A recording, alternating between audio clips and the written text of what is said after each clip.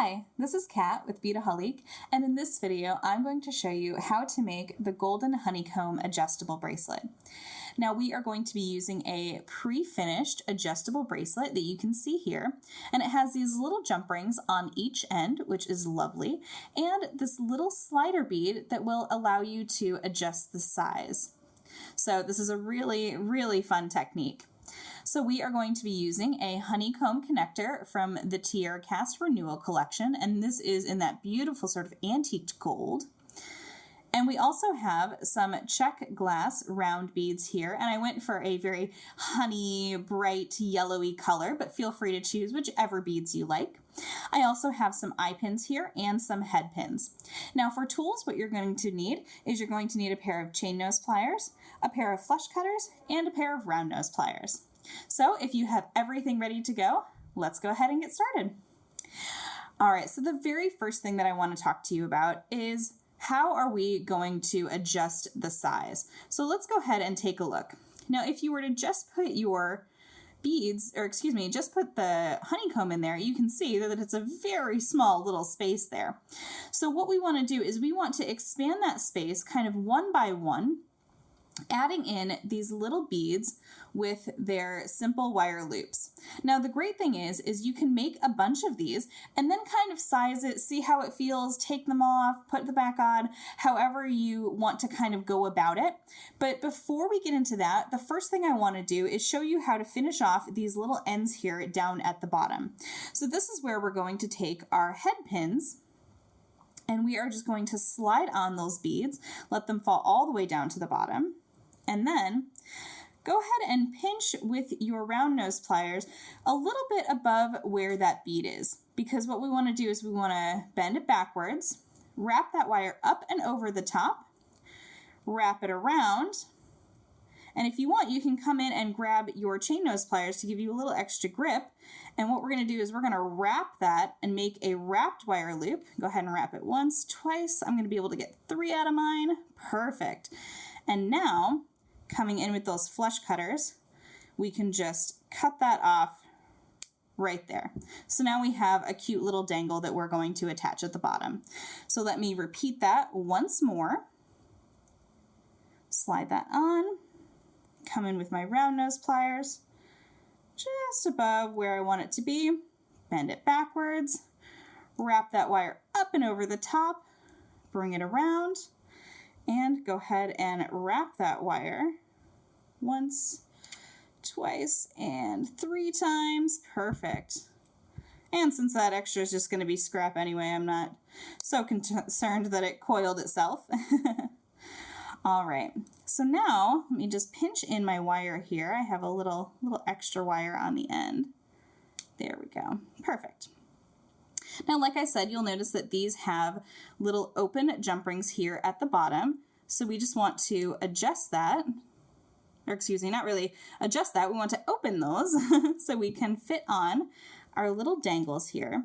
Now you could also add some little charms there on the bottom if you want. I just figured I had the beads and I thought it would be nice to really drive home that yellow color. I just think it's going to look like a drips of honey. All right.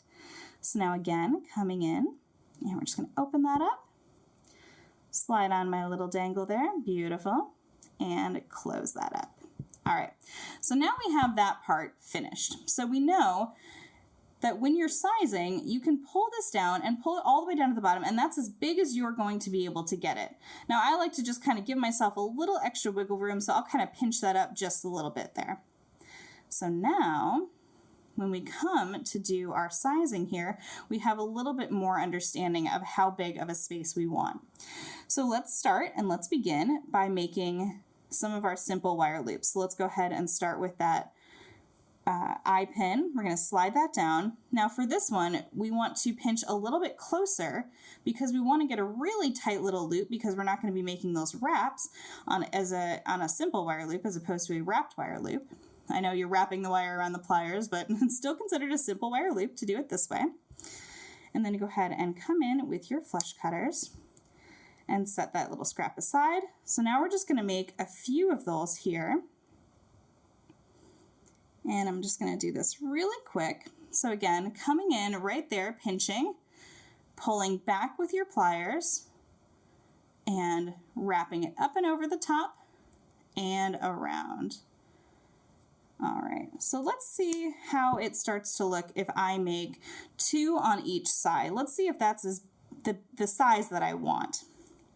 The good thing is you'll have plenty. So if you purchase this from Beadaholique, you will have plenty of eye pins and beads to work with, as you can see here on my table. So don't feel like, oh shoot, I can't adjust it as much.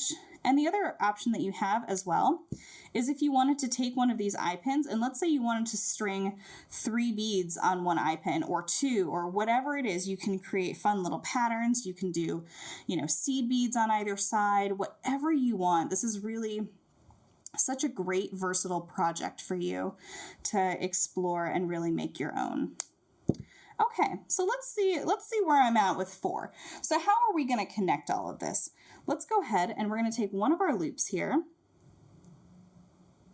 and just bend it backwards just to open it just enough.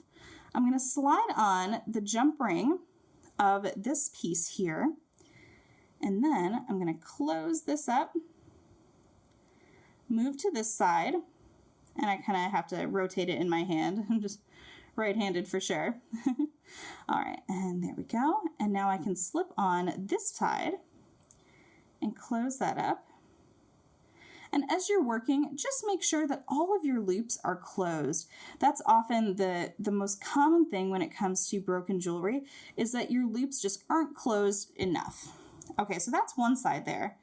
Now I'm going to move to the other side and do 2 on the other side because I want to see if that's going to be enough. All right, so opening that loop. There we go, just like so. Moving to this side. And I know I'm kind of, like I said, flipping this around and rotating it in my hands. There we go. Making sure that is nice and closed. Okay, so again, here we are. Now, if that seems like it's going to be big enough for you, then go for it by all means. If you want to add a little bit more, you can do so at this time. I think I'm good with this size, so what I'm going to do is I'm going to come in and I'm going to close this up.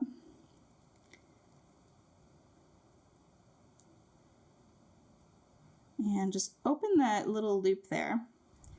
Slip on your honeycomb. Oops.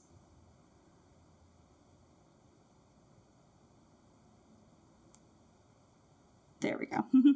I'm like, come on. All right, close up that little loop there. Go to the other side, and we're just going to repeat that by opening up this little loop, closing it around our honeycomb, and that should do it. So that is our finished style there. Again, like I said, you can always add more, or if you want to, you can add different things, charms. It's a really great, versatile piece to really make your own. So I hope you enjoyed this video. You can get all of these supplies and see even more tutorial videos by heading over to Beadaholique.com.